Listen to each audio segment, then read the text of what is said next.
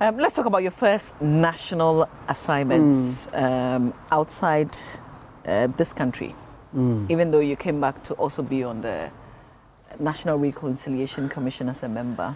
Let me tell you that my first national assignment was not what you think, but as a member of the legal committee of the National Commission on Children.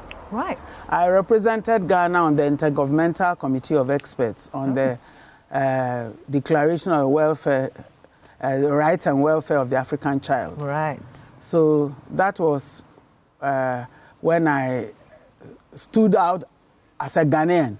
Right. To represent the interests of Ghana and the Ghanaian child. And that committee, that legal committee did a lot. We initiated the conversations on child abuse and child labor and all of those things in the early 90s, and interacted with the new district assemblies to draw their attention to the plight of children in their district assemblies.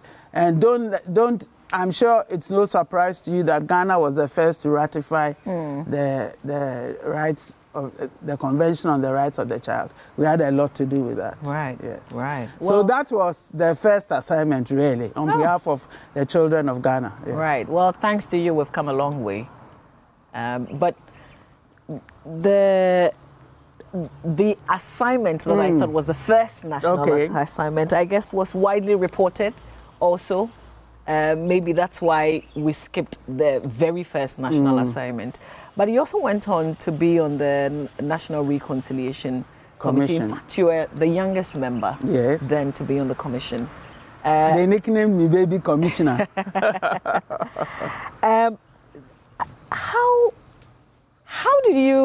How did you do it, really? You're a professor at the age of 45. You were on all these important commissions and committees. How do you think that happened for you? What happened was when I was tapped for it, I was a little nervous. Incidentally, the president now was the Attorney General who called me to a sudden meeting, and I had just come home from representing Ghana on the Lockerbie, the OAU committee on Lockerbie. So I thought that was what the Attorney General wanted to report to Cabinet about, because he said he needed to see me. He was going to Cabinet. So I thought he was going to report on Ghana's position on Lockerbie. So I took all the extra reports, thinking that maybe what I submitted through the ministry hadn't reached him.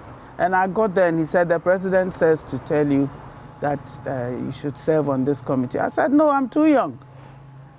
And he said, well, President Kufuor thinks the young people of Ghana also need to be represented. Because I thought it was for very senior people. So that's how I got on. And that told me that the nature of it was going to be difficult to combine with anything. So I took a sabbatical. I was due for a sabbatical anyway, but had not planned to take it. But when that happened, then I applied formally to take a sabbatical. So I was on sabbatical leave for the period. Right. But I had to teach because we were short-staffed. So I did extra teaching